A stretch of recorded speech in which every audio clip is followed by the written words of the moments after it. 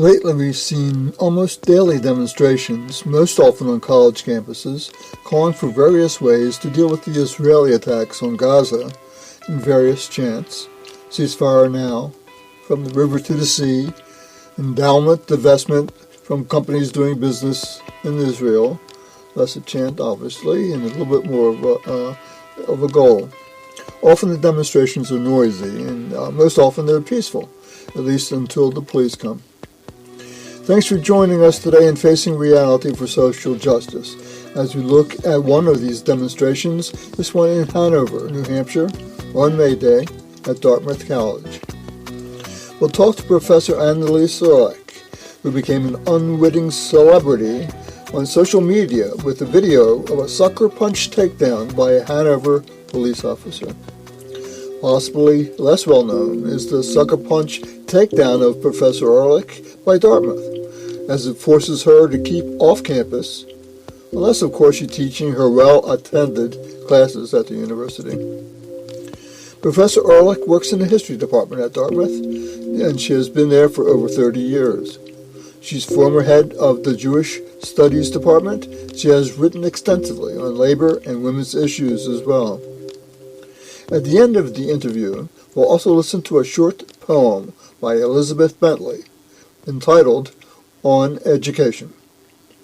As we began our interview, I asked Professor Ehrlich, what were the assumptions that the community and the students and the faculty had about how the administration was going to react toward the demonstration that day? The message from senior administration said that, students might be subject to suspension or expulsion. At no point did senior administration say they were calling in the riot police, but that happened a little bit later. So at the end of the labor rally, the undergraduates who had planned to become part of the encampment and were willing to face the consequences started erecting their tents, and they asked people to gather around them in a circle to be a buffer between them and any police that the administration might call in to take down the tents and arrest the students. Right. At that point, the administration had still not said they were going to arrest anybody, but we did know that police were coming in. So why was I there? Why were my colleagues there? Why were people, faith leaders there? There were faith leaders, I believe, from Jewish, Christian, Muslim, and Buddhist denominations. We were all there to support the students and to protect them from any kind of violence, because the night before, the Columbia campus had been raided. There were ongoing conflicts on the UCLA campus where counter-protesters had come and assaulted the encampment. So we just wanted to do what we could to protect our students. That's why we were there. One of the things I found of interest about the demonstration on May Day at Dartmouth was that the demonstration actually started as a rally in support of graduate students at Dartmouth who are in contract negotiations. About 800 students do have a union, and they have the ability to negotiate that contract, and we're trying to do so. After the rally, and a number of them stayed around also to be part of the larger demonstration around Gaza that was what had been planned and was going on as well. And it occurred to me that it would be interesting to know about the community of New Haven, where Dartmouth is, who were part of that community, what kind of community was it, and what kind of response was the community giving to the demonstrations and to what was going on in Gaza. Well, the community here is a community of, we have a very large hospital here, and so the major employers are the college and the hospital, so there are also people who work for the hospital. There's a medical school that's part of Dartmouth, and so there are those members of the community. There's some high tech. There's a farming community, and so there are a variety of kinds of people. In terms of people who've been active in support of Dartmouth student protests before, it's mostly a faith community, and also so that's who was there from outside as members of various faith communities, and then there were also people from the broader labor movement in northern New England and New Hampshire and Vermont.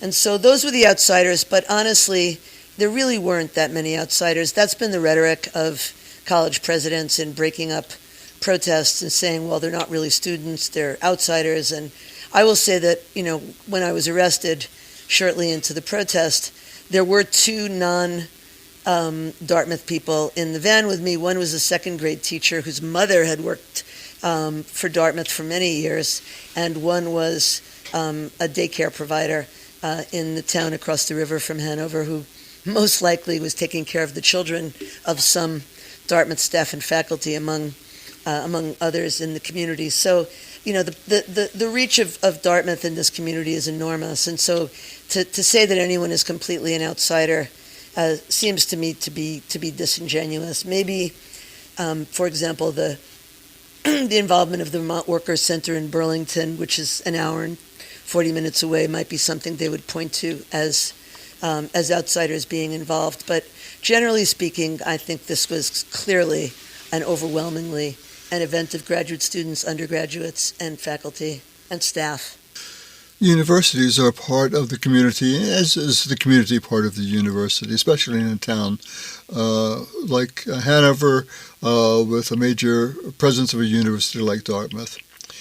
The discussion that often happens with politicians, with administrators, with the police, that there are outside agitators, people who are not part of the university community participating in these events, is rather strange.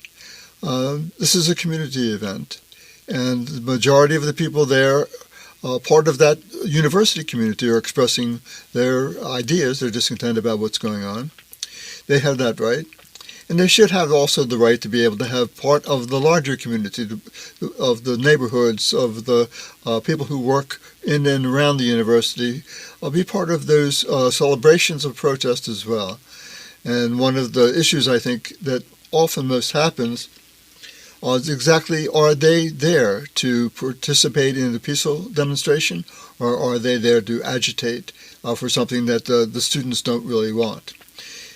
In this demonstration, it was clear that the protesters were there, the demonstrations were there, to be able to make an expression of their dislike of what was happening in Gaza, to express that for the world to see. And at the same time, they were very peaceful.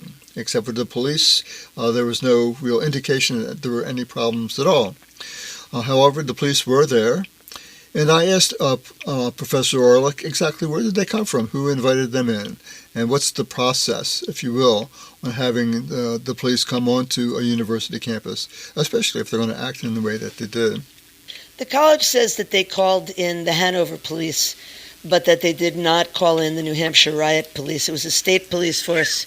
There was both a SWAT team and riot police, and these were people whose mandate, as far as the New Hampshire State website lays it out, come in active shooter situations and hostage-taking situations. So it was a ridiculous overkill, right, as far as who was being brought in. There were armored vehicles on the green. These riot police, and I keep wanting to call them troops. They're troopers because they were so heavily militarized. They had body armor on.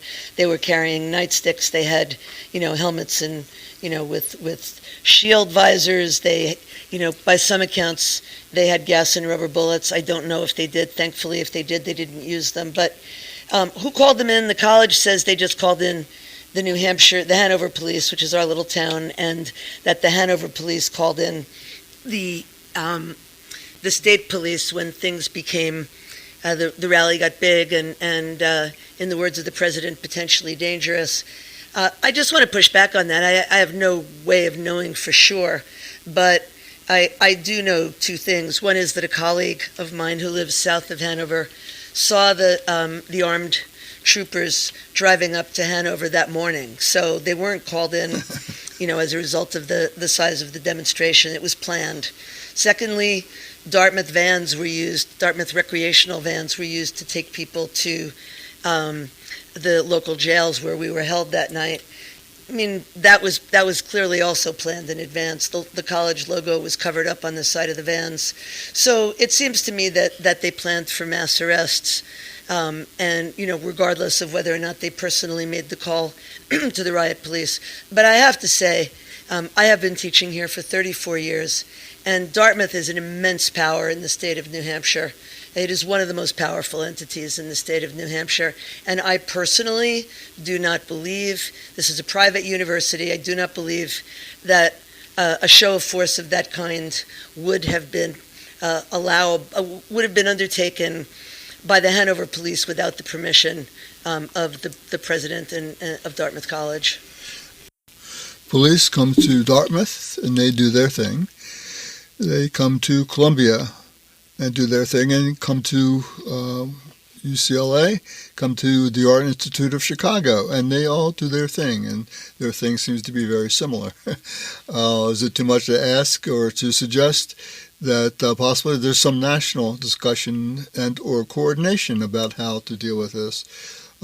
Series of demonstrations around the country, whether they're loud, whether they're fairly small, whether they're boisterous, whether they're prayer meetings. The reaction seems to be fairly quick, fairly immediate, and fairly aggressive. And these police actions have an effect on the people involved. We asked Professor Orlock to discuss a little bit about her situation, what happened. Well, the video of what happened is pretty clear. It's been all over social media. But to say exactly what she felt about the situation, what happened to her, and what continues to happen to her with her relationship to her work at the university.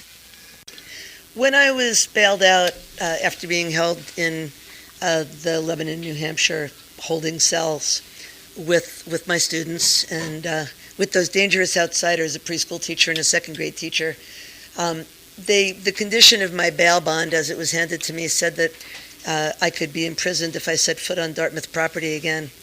And I asked them, the college is now saying that was quote unquote a clerical error, and that they've changed my bail bond, which gives some credence to, or that they've had the police change my bail bond. This gives credence to what I was told by an officer at the time I was handed my bail bond, which is that the conditions of my bail were not set by the county prosecutor's office, but by the college itself. And when the college wanted me back on campus because it was a little bit awkward, I'm teaching 2 fully enrolled courses, as well as having senior theses and independent studies. I have a lot of students this term. It was awkward, right? Because if I couldn't set foot on campus, then there were a whole group of students who were going to have to be aware of that. And you know, there also was a response on the part of my former students. I've been teaching here for 34 years, so I have a lot of former students. And there was a letter in protest both of the ban and the mistreatment that was sent to campus, I think 2 days later, or day and a half later, that had between 1,100 and 1,200 students' signatures, alumni signatures. So I think they realized that banning me from campus was perhaps a bad public relations situation, and so they changed the bail bond. But I'm still subject, as far as I understand, to the bans that the students are, and so that's where we stand. I will go back to campus to teach in person for my students, not for a college that still has 89 or 90 of us facing charges, including students for whom it's a lot more traumatic than it is for me. That night in jail, students were crying. They were terrified of how their parents would respond to them having been arrested. They were terrified that they would lose their scholarships. They were terrified that they would lose their jobs. They were upset that they weren't able to study. It was midterms time. And so I just want to emphasize a lot of the rhetoric of rationalization that college presidents have been using for why they're sending force in to displace student encampments is that these encampments disrupt the educational process on the Green. I would like to say that nothing has disrupted the educational process on this campus in my 34 years here, like the arrest and brutalization of students and faculty. No one is able to go on with business as usual. The Native American students, because of their ban, those who were arrested have been banned from their powwow, which they have every Mother's Day weekend, and which is always it's one of the moments when they feel most connected and feel like they make this institution their own. Seniors may not be able to walk at graduation because the trials will not have been held by then. So it's a dramatic assault on our students, our faculty, our freedom of speech. And you're right, it's national, and it's a frightening moment, and I'm not the only faculty person by any stretch who has been brutalized. I have been mesmerized and horrified by video of colleagues at Emory being thrown down and one being tasered for taking photographs of students being arrested, colleagues at Washington University in St. Louis being really severely brutalized and banned from campus. This is unlike anything I have seen in my lifetime. And I got a series of emails yesterday from older people who had been campus protesters in the 60s, and they said, obviously we're worried that this could escalate to, the level of Kent and Jackson State, and, there were protesters in UCLA on Thursday who were shot with rubber bullets, and a gun did go off in Columbia. Fortunately, it looks like the policeman whose gun went off didn't shoot anyone, but this is a scary moment, and I think we still need to be out there to protect our students, but at the same time, I'm 65 years old, and my son, who was one of the people who posted the video of my assault that went viral, called me the night I got out of jail and said, "Please, Mom, this has to be your last." And I'm definitely suffering trauma and physical pain. I think it's a perfect storm. Clearly, the right in this country has been trying to take over education for quite some time now, both higher education and K-12 education, as evidenced by the book bans in Florida and in Texas and in many other parts of the country, the patrolling and policing of, what teachers can teach in the way of history, the virtual banning of any LGBT positive content in schools. So I think that this crackdown on student protesters in colleges and universities is part and parcel of that larger right-wing conservative assault on education. But where the perfect storm comes in is the very powerful allegiance of a majority of American Jews, although it's diminishing, to Israel, and many members of the Democratic Party, including the president, who for years have taken an Israel right or wrong stance. And so I think this is one of those rare instances, even in a time of tremendous polarization, on a partisan level, where we have some agreement between Democrats on the Hill and these conservative Republicans over this single issue. I think also there's been a massive campaign by the State of Israel, funded both from there and by conservative donors and some American Jewish donors here, to paint these protests as anti-Semitic. So I want to say that from reports from colleagues across the country, from my own experience, and from statistical studies and polls of these events, 99% of these encampments have been peaceful, and there's very little, if any, evidence that there's any anti-Semitism involved. And I am personally deeply offended by the claiming of the mantle of the defenders against anti-Semitism by Republicans in Congress, and by Republicans including the governor of New Hampshire, who declared the Dartmouth protest anti-Semitic. These are people who supported the January 6th assault on Capitol Hill, in which there were people seen in shirts. One guy was arrested with a Camp Auschwitz shirt. There were other people wearing shirts with the logo 6MWE, which stood for 6 million wasn't enough. So it's just galling in the extreme that these people are holding hearings on anti-Semitism, and that there's cooperation from the Democratic Party in sending in these troops. I heard from a colleague at Columbia that some students were held in solitary confinement for more than a day. They weren't given food or water. They weren't allowed to call their parents. I mean, these assaults are intended to be punitive, and we've declared war on our children. It's horrifying. Professor Orlick is in the history department at Dartmouth, and that puts her totally inside another but related battle in our society. Who controls our memory?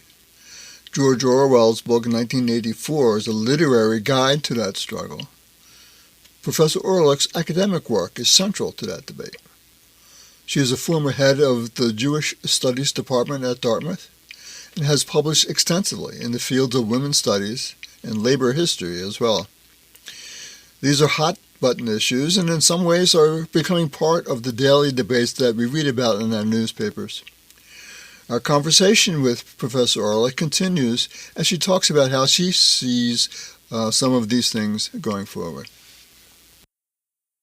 Well, I think historians have been front and center in trying to defend students on campuses across the country from these assaults, and historians have also been, on the front lines of trying to protect the freedom within our profession for us to teach history as we believe it to have been true and as our research shows it to have been true. So I don't see changes in my profession, but I do see fear on some public campuses because, for example, New Hampshire, where Dartmouth is, has a divisive concepts law, which seeks to prevent teachers. It wasn't ultimately extended to universities. I think that went down, but K-12 teachers have been told to be careful what they teach. And, I, like many professional historians, I was turned on to history by my father, but I was, the idea of being a professional historian really came from my high school history teachers. So I think where we see the most impact on the profession is those who are teaching in the K-12 system. That said, those who teach at public universities, for example, in Florida, are leaving the state because there's been a crackdown on teaching actually at the university level. And so it is Orwellian. It is an exercise in mind control, thought control, speech control that I never imagined that, whatever the partisan divisions and the disagreements in this country, I never imagined that we would be where we are. Years ago, I read a book called The Mind of Clark Kerr by Hal Draper, who was a librarian at the University of California. Kerr was a liberal bureaucrat in a fairly conservative university system, and he seemed to have little sense of the changing times in the 1960s when he tried to play chess with the minds of the varying social forces during the Berkeley free speech movement. He didn't seem to understand the different ideas of right and wrong that the students had about civil rights and war and peace. I wondered if Professor Orlick saw similar shifts in basic definitions of how people were now seeing the world. For example, how had an earlier concept of Israel being a bastion of democracy in the Middle East, how had that been changed into a country organizing a genocide? For decades, the reality of Palestinians living under Israeli apartheid, that's been seen and discussed. But now, and not only because of what's happening in Gaza, that understanding of apartheid is fighting for a reception in mainstream consciousness. Yeah, I think as far as views of Israel, there's been a great deal of revisionist scholarship in the last 25, 30 years, and many are actually historians from Israel, Israeli historians, who have revealed a good deal more about the history of that state. Now, there was, at least for a very long time, active criticism of the policies of the government of the State of Israel from within. And I used to say that it was easier to criticize Israel from, the vantage point of an Israeli from within Israel than it was in the United States. I think that has reversed in that it's my understanding that what Israelis are seeing in media, for example, is much more limited than it was. And I know that Israel just voted, the parliament voted yesterday, I think, to shut down Al Jazeera in Israel, so Israelis don't have access to it from within the country.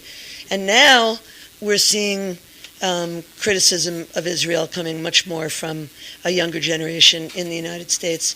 And I want to say the biggest change that I have seen is in this younger generation of American Jews who no longer feel that, their Jewish identity is tied to support of the State of Israel. In fact, many of them and many of the, my children and their friends, my students, feel that that their relationship to Judaism is rather defined by its long history of social justice activism and its long history of, speaking out, disproportionately for the rights not only of Jews but of many other groups. And that tradition has really been revived. I know that the organizations If Not Now, which is based on a quote by Rabbi Hillel, if I am only for myself, then, who am I? And if not now, when? And Jewish Voices for Peace, I know that they've taken a lot of flack and bad press, but honestly, I think they have to be seen as, in my view, what they are, which is principled organizations that are seeking to apply the long tradition of Jewish social justice to an analysis of the current war in Gaza and the disproportionate response to the horrific October 7th attacks. And, as far as labor, that's an interesting thing. I mean, I've been a labor historian my whole life. I've been teaching labor history. I had incredible colleagues across the country who've done that work. And labor history has always been tied to the labor movement, not officially, but there have always been people who have ties. And I think the sudden revival of the labor movement by the same generation that is now involved in these protests critiquing Israel is not a coincidence. I think this generation is thinking for themselves, but I think it's also true that what they have learned in school from their teachers has shaped their thinking, not in an indoctrinating way, but given them the tools to be critical. But it's also just a generational shift. One student involved in labor at Dartmouth said to me, our generation just didn't get the memo that labor unions were bad, and only 15 years ago when students were organizing against a round of mass layoffs at Dartmouth, the student newspaper editor, had said, we're not going to run a pro-union op-ed because everybody knows unions are bad for the economy. That's a big shift in 15 years to where we are now, where both in the United States, I think it's 2/3 now who are in support of this new uprising of the labor movement in the country at large, and a vast majority of students who are. So yeah, lots of shifts, lots and lots of shifts. What's happening on campus doesn't stay on campus. As Professor Orlick says, attitudes towards unions have dramatically changed over the past years, with very high approval rates compared to previous times. Many rank-and-file workers have seen what's happening in Gaza, and they're speaking out. There's a very active Labor for Palestine group on Facebook, and some union caucuses around the country have taken up the issue. A couple of national unions have also taken up the issue, most notably the United Auto Workers and UE, the United Electrical Workers. In an unprecedented move, there's even a labor coalition, the National Labor Coalition for Ceasefire, that includes a number of national unions. This activity doesn't appear out of nothing, however. Issues like the environment, inflation, and the economy, Black Lives Matter, and the 2020 national revolts against racism, all of these societal fears have led people to look for new answers.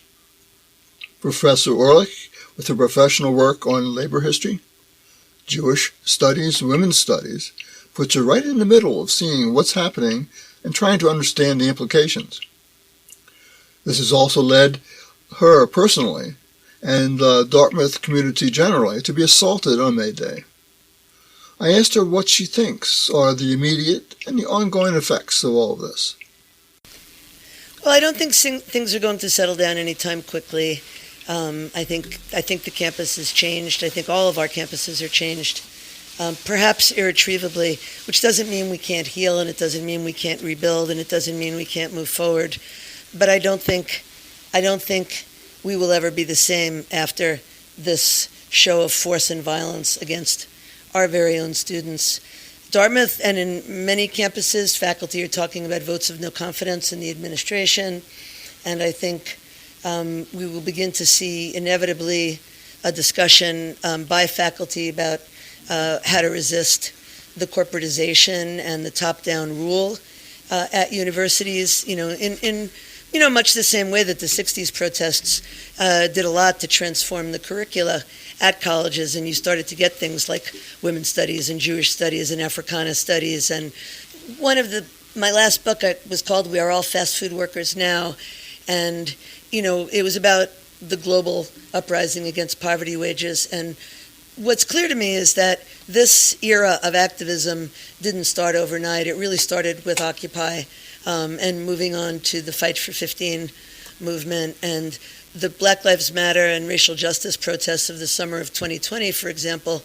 1 in 12 American families had teenagers who were involved in those protests, and those teenagers are now in college. Right? That was the world they came up in, right. And so I think they were born and raised in an era of mass protest, and I don't think they're going to stop. I think they're scared, they're traumatized, they're also angry, and they have a right to be. And I just want to be there for them, and I look forward to seeing, how they can build a better world, because I believe they can. I think one of the dangers of all of this has been media misrepresentation. So I appreciate your telling our story in a way that's fairer and more nuanced. When infant reason first exerts her sway, and new-formed thoughts their earliest charm display, then let the growing race employ your care, then guard their opening minds from folly's snare. Correct the rising passions of their youth. Teach them each serious, each important truth. Plant heavenly virtue in their tender breast. Destroy each vice that might its growth molest. Point out betimes the course they should pursue. Then, with redoubled pleasure, shall you view their reason strengthened, as their years increase, their virtue ripen, and their follies cease. Like corn sown early in a fertile soil, the richest harvest shall repay your toil. This is a poem by Elizabeth Bentley called On Education.